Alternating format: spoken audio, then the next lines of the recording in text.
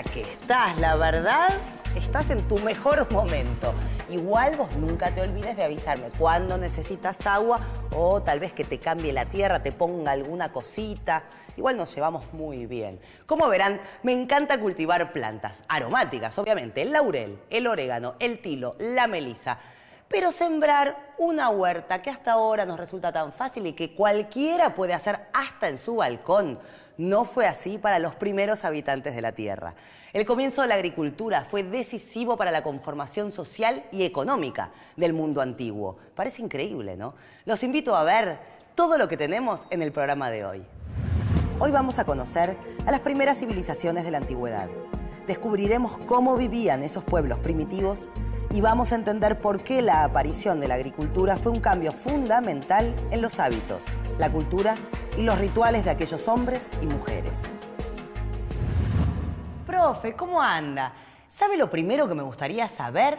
¿Cómo vivían los hombres antes de aprender a sembrar y a cosechar? ¿Qué tal, Ernestina? Los primeros grupos o tribus humanas se dedicaban a cazar y a recolectar los frutos silvestres que crecían en los árboles.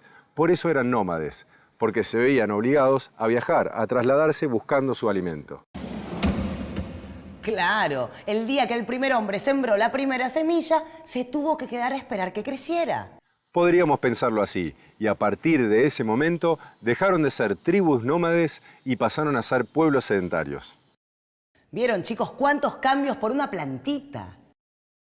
Y te sorprendería mucho más saber que también por una plantita no solo surgió la agricultura, sino también la arquitectura. ¿Sabe, profe? Usted tiene alma de agricultor.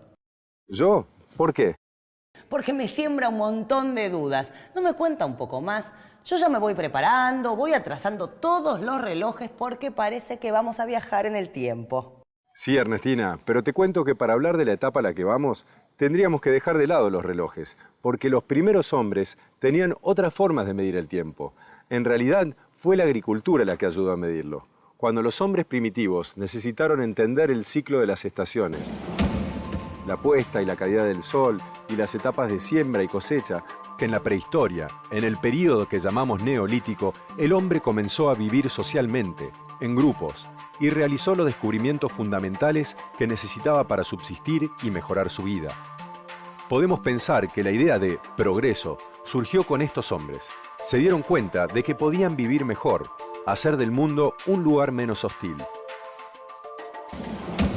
El hombre domestica animales, comienza a cultivar la tierra, organiza el trabajo, se defiende de los enemigos y consigue su vestimenta de las pieles animales y de las fibras vegetales. Y también entiende que su alimento va a surgir de lo que él mismo produce. Y discúlpeme, profe, ¿este proceso se dio al mismo tiempo en diferentes lugares? No, cuando hablamos del Neolítico en Egipto y la Mesopotamia, nos ubicamos aproximadamente en el año 7000 a.C. Pero el mismo proceso en América es muy posterior, se dio 2000 años antes de Cristo. ¿Y esto? Arcilla y arena. Con esta tierra no puedo hacer nada, necesito humus. ¿Qué pasa, Ernestina? Nada, profe, lo que pasa es que necesito tierra negra para poder seguir con mi huerta. Te pasa lo mismo que a los hombres de las primeras civilizaciones. Necesitaban tierras fértiles y humedad en abundancia para poder asentarse. Ah, entonces me imagino que la geografía no solo tuvo que ver con el origen de los pueblos, sino también con su desarrollo. Cada región tuvo su propio desarrollo y evolución, de acuerdo con sus características geográficas, su clima, que determinaba la presencia de ciertos animales y especies vegetales. Las distintas sociedades fueron abandonando el consumo inmediato de alimentos, desarrollaron técnicas de molienda y analizaron los ciclos naturales y reproductivos de las plantas. Las cosechas, buenas y variadas, con el tiempo produjeron grandes cambios en la alimentación de la población. Se comenzó a almacenar la producción y, en cierta forma, a planificarse. Se domesticaron animales, se resguardó el ganado y, junto a todos estos cambios, fue aumentando la población. Los estudios arqueológicos indican que los primeros grupos humanos se asentaron en la Mesopotamia. Y miren qué interesante esto. Mesopotamia es una palabra griega y significa entre ríos. La Mesopotamia está ubicada entre dos importantes ríos, el Tigris y el Éufrates. Se trata de una llanura muy fértil entre grandes sistemas montañosos y el desierto. Un área que abarca lo que hoy es el este de Siria, el sureste de Turquía y la mayor parte de Irak. La región estaba marcada por grandes diferencias sociales, guerras entre los pueblos que se disputaban el territorio, y en cuanto a la tierra en sí, lo más importante era su fertilidad. El curso de los ríos, el Tigris y el Éufrates, significó un desafío importante para los pueblos de la región. El comportamiento de estos ríos era imprevisible y debieron controlarlos. Para eso, construyeron diques y canales de irrigación. Seguimos tomando nota, profe. Miren toda la revolución que causó el desarrollo agrícola. Empezamos con los asentamientos, con el nacimiento de la vida cívica, vestimenta, usos horarios, desarrollo de la arquitectura para construir puentes, caminos y vías de comunicación. Y según lo que nos está contando ahora, también ingeniería e hidráulica. Y sí, Ernestina, el mundo después de la agricultura comenzó a parecerse un poco al que conocemos hoy. El sistema de riego más frecuente consistía en desviar el cauce del río mediante una compresa hacia un canal central. Este canal derivaba en otros canales menores que a su vez se dividían en acequias que se extendían como una red a través de los campos para irrigarlos. Generalmente estas acequias estaban un poco elevadas sobre el terreno, de forma que bastaba abrir un agujero o una compuerta para que el agua pasara a través de ellos y avanzara sobre el campo.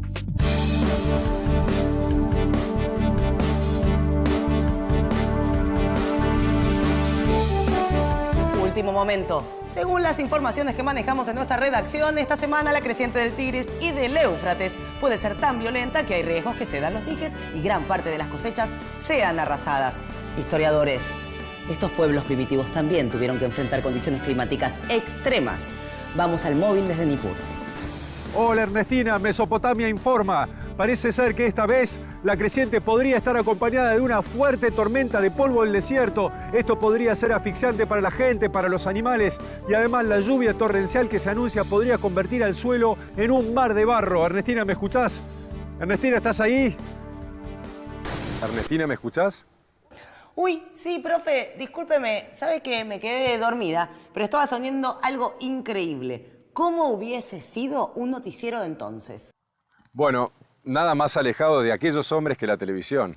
Bueno, sí, ya sé, pero tenían cosas parecidas a nosotros. Muchas, aunque no parezca. El nacimiento de la agricultura los obligó a organizarse socialmente y el sistema que crearon tiene puntos en común con el nuestro. Poco a poco la vida social necesitó de un tipo de organización que controlara y administrara la producción, organizara los ejércitos y cobrara los tributos o impuestos. Y entonces se constituyeron los primeros estados como una forma de ejercer la autoridad. Se conformaron núcleos urbanos y se construyeron las primeras ciudades. El uso de la piedra, el adobe y los ladrillos fue el antecedente de lo que serían las monumentales obras del Neolítico. Estas primeras civilizaciones del cercano Oriente y de América se desarrollaron con diferencias de miles de años, pero a pesar de ese tiempo que las separa, se reconocen similitudes en su historia. Y particularmente en Entre Ríos. Perdón, quise decir en la Mesopotamia, la región del Asia que ya vimos que significa Entre Ríos. ¿Y cómo era la organización social? La Mesopotamia asiática se puede considerar una región geográfica y en ella se asentaron varios grupos, pero no existió una organización política unificada. Lo que hubo fueron numerosas ciudades-estado que durante miles de años libraron guerras por el dominio del territorio. Profe, yo creo que llegó el momento de que nos cuente lo que sabe sobre otra de las grandes civilizaciones de la antigüedad, los egipcios. Claro, ya hablamos de la agricultura en la Mesopotamia. Ahora vamos a conocer a este otro pueblo de campesinos. Los egipcios habitaron una región desértica del noreste de África. Y fue el Nilo, el río más extenso del mundo, el que convirtió ese desierto en un área privilegiada, cuya población desarrolló una cultura única que permaneció a lo largo de 3000 años.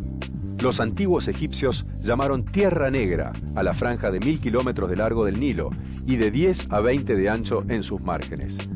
La Tierra Negra o Valle Fértil era producida por las inundaciones que se daban cada año entre julio y octubre.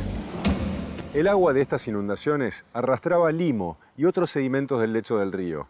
Esto cubría los campos y los hacía fértiles nuevamente después de las cosechas. Esta fertilidad inagotable permitió que Egipto llegara a ser un gran imperio agrario. ¿El Nilo era el factor que unificaba a este pueblo a lo largo de su territorio? No solo era el rasgo unificador, también era su principal fuente de vida. Para la agricultura, los egipcios aprovechaban el agua del río a través de una compleja red de pantanos y canales de riego. Las principales cosechas eran cereales, pero además se cultivaban legumbres, hortalizas y frutas. También el lino, que utilizaban para producir sus telas. La cría de animales era otra de sus actividades, y también se sabe que incluían pescado en su dieta. ¿Sabe lo que tengo acá, profe? ¿Una nueva planta aromática de tu huerta? No. Profe, es una planta que hoy en muchas casas crece como parte del jardín. Sin embargo, es un papiro. Una planta que crecía en grandes cantidades a orillas del Nilo. Sí, es una especie vegetal con la que antes de que se inventara el papel, los egipcios producían los rollos de papiro. ¿Por qué? Porque desenrollaban el tallo, este mismo tallo, y conseguían unas tiras que una vez secas al sol, se trenzaban y formaban una superficie sobre la que se podía escribir. Papiros que, en muchos casos, se guardan como importantes registros del mundo antiguo. Profe, con el Nilo atravesándolo, Egipto, ¿era una tierra fértil, ideal para la agricultura? Ya hablamos de lo que llamaban la Tierra Negra, la zona fértil. Esta tierra estaba rodeada de lo que conocían como Tierra Roja, que era el desierto. Así diferenciaban estas dos zonas, la de los hombres y mujeres que cultivaban los campos y vivían en ese área fértil, y el mundo de los muertos, el desierto, donde se levantaban los templos y las pirámides para sus faraones. Ya vamos a hablar de las pirámides de Egipto y América, un tema que me fascina. Pero antes, ¿cómo era la organización social en Egipto? Los dioses y la religión, aunque no lo creas, también están asociados al inicio de la agricultura. Los pueblos comenzaron a pedir y agradecer al cielo por las buenas cosechas, imploraban por la lluvia en tiempos de grandes sequías. En el reino egipcio la religión estaba fuertemente asociada al Estado. Era un Estado teocrático y el faraón era considerado un dios con poder absoluto. El faraón era el centro de la vida en Egipto. A él le correspondía mantener el poder del Estado y procurar la seguridad y el bienestar de sus súbditos, de los que podía disponer libremente. Ay, la sección ¿Sabías qué? Vamos a ver qué nos cuenta de interesante.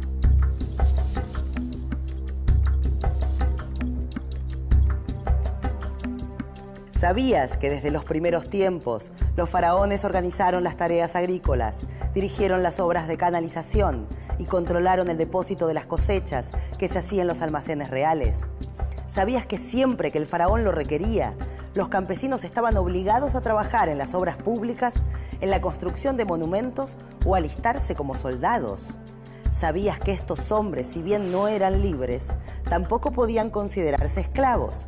Porque no eran propiedad de ningún noble, ni podían ser comprados o vendidos por nadie. Después de la conquista, productos de América fueron llevados al mundo. Pero lo cierto es que los cultivos habían comenzado varios siglos antes. Quiero contarle, profe, algunos de los vegetales que América dio a la agricultura del mundo. Tomate, cacao, vainillas, calabazas, mango, maíz, por citar algunos. En América hubo dos centros desde donde la agricultura comenzó a expandirse en un largo proceso. Esas dos zonas donde surgieron las primeras aldeas agrícolas fueron Mesoamérica y la región andina. Mesoamérica, cada vez estoy más rápida, porque ya la tengo acá. Mesoamérica era una macrorregión ubicada en el centro del continente americano que comprendía la región central de lo que hoy es México y los territorios de Guatemala, El Salvador, Belice, la costa del Pacífico de Honduras, Nicaragua y Costa Rica. ¿Y qué características tiene esta región tan grande, profe?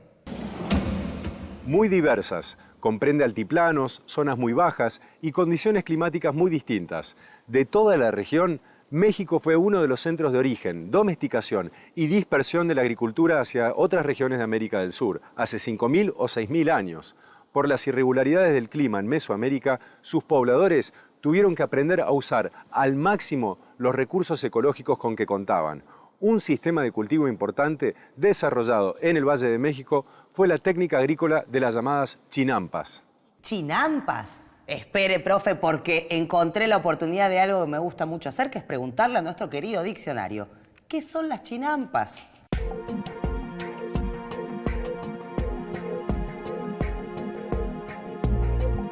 Las chinampas eran cultivos flotantes, islas artificiales de vegetación con bases de troncos cubiertos con tierra, que se fijaban en los lagos, por ejemplo, con pastos y otras plantas. Su fertilidad se mantenía con el uso intensivo de abonos, lo que permitía tener una gran productividad en cultivos sucesivos como el maíz, el frijol y la calabaza. Y ahora pasando a la zona andina, allí una técnica muy difundida era la de las terrazas de cultivo, que permitieron diversificar las cosechas, con cultivos de papa, maní, camote, yuca, regular el caudal de las acequias y evitar la erosión de los suelos. Profe, y con tanta agricultura en América, deben haber surgido muchas ciudades.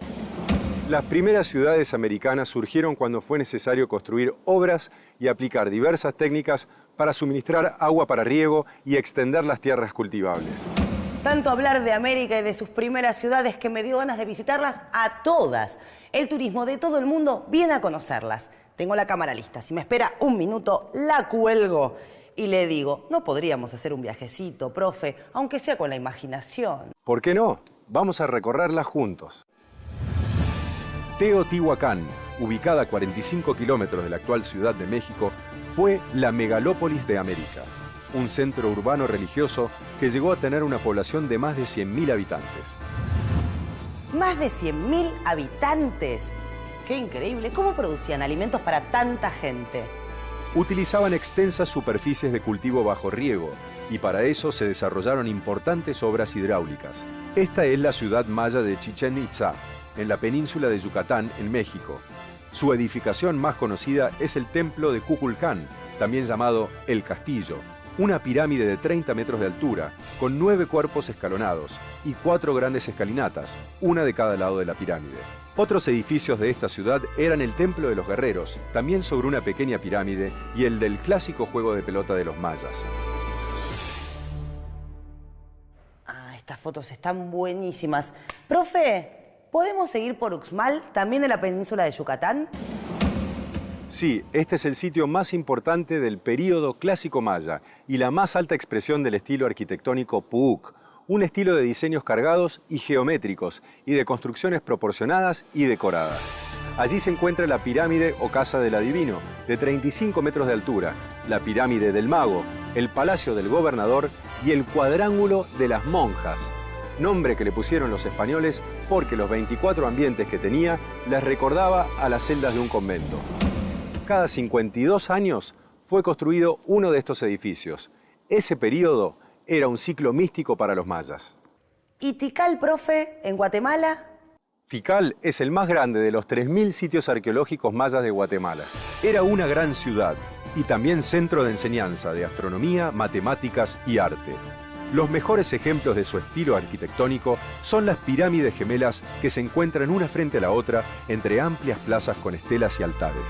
La construcción más notable es la pirámide del Jaguar Gigante, donde se descubrió la tumba de uno de los más acaudalados gobernantes mayas. Ahora volvamos a México, a Teotihuacán, que fue la mayor de las ciudades de Mesoamérica.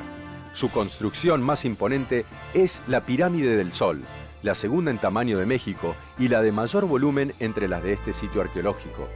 Tiene 65 metros de altura y en la base se encontraban varias cuevas naturales a las que se accedía por 4 puertas. En la cúspide había un templo y una estatua de un ídolo de grandes proporciones. El núcleo era de adobe y estaba recubierta de estuco y pintura. ¡Qué lugares increíbles, profe! No me canso de sacar fotos. Le va a salir carísimo. Sí, Ernestina, pero me parece que es hora de volver. Ah, bueno. Acá estamos de regreso tan rápido. Me encantaron las ciudades, sobre todo las pirámides. En realidad vamos a seguir hablando de pirámides, o mejor dicho, de sus antecedentes. Fueron los sigurat en la Mesopotamia. Los zigurat eran enormes edificaciones a las que se considera precursoras de las pirámides. El más famoso fue la Torre de Babel. Empezaron a levantarse hacia el año 3000 a.C. Eran de adobe y tenían un uso religioso. El diseño de un zigurat variaba desde una simple base, cuadrado o rectangular con un templo en lo alto, hasta las maravillas matemáticas y arquitectónicas con varias terrazas. El interior de estos zigurat estaba construido con ladrillos secados al sol y el exterior revestido de ladrillos cocidos, que podían ser vitrificados con distintos colores. El acceso a estos edificios se realizaba a través de un sistema de escaleras situadas en los lados, que ascendían hacia la cima, donde estaba el templo dedicado al dios de la ciudad. La ubicación del templo en lo más alto se debía a la idea espiritual según la cual éste debía estar lo más cerca posible del cielo. El diseño escalonado pretendía proteger al dios de la inundación y a la vez que el hombre pudiera acercarse a él con más facilidad. Y de los zigurat pasamos a las pirámides de Egipto, que aparecieron hacia el 2600 a.C. Sí, alcanzaron su máximo esplendor cuando se construyeron las tres grandes del conjunto de Giza, en el Cairo, de los faraones Keops, Kefren y Miserino, que representaban al padre, al hijo y al nieto. Lo que se dice un trabajo faraónico, profe. Faraónico, sí, nunca mejor dicho. Esas piedras pesaban entre 1 y 15 toneladas. Pensemos lo que costaría transportarlas, sin grúas, ni vehículos con ruedas, y después construir las pirámides. Y en América, profe, ¿por qué construían pirámides los mayas o los aztecas, por ejemplo? En América las pirámides tenían distintos estilos y también distintos fines. Algunas representaban al universo, servían de medio de comunicación con el más allá, eran lugares de sacrificio o exaltaban el poderío de los gobernantes. Nos quedó una pregunta pendiente, profe. Las diferencias entre las pirámides de Egipto y las construcciones en América. Y podemos agregar los zigurat. La diferencia básica es que tanto una construcción maya como un zigurat tenían como función principal soportar un templo, lo que no ocurría con las construcciones faraónicas.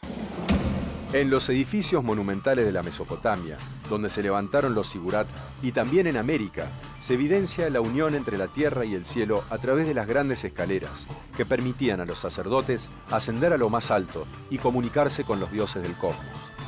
En cambio, en las pirámides de Egipto se encuentra una tumba que puede ser subterránea o puede estar inserta dentro de la mole de la construcción, donde descansan los restos del soberano divinizado. Es que con usted nunca se sabe, profe. ¿Qué quiere que le diga? Yo hoy pensaba dedicarme a mis tareas de horticultura y terminé visitando las pirámides. Justamente, de eso se trata la fascinante tarea de aprender. Uno comienza en un punto y no sabe de qué manera los temas se van asociando y las posibilidades son infinitas.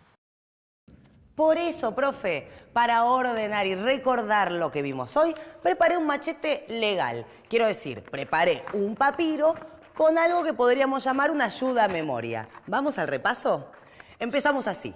En el periodo conocido como Neolítico, el hombre comenzó a vivir socialmente y a producir su propio alimento.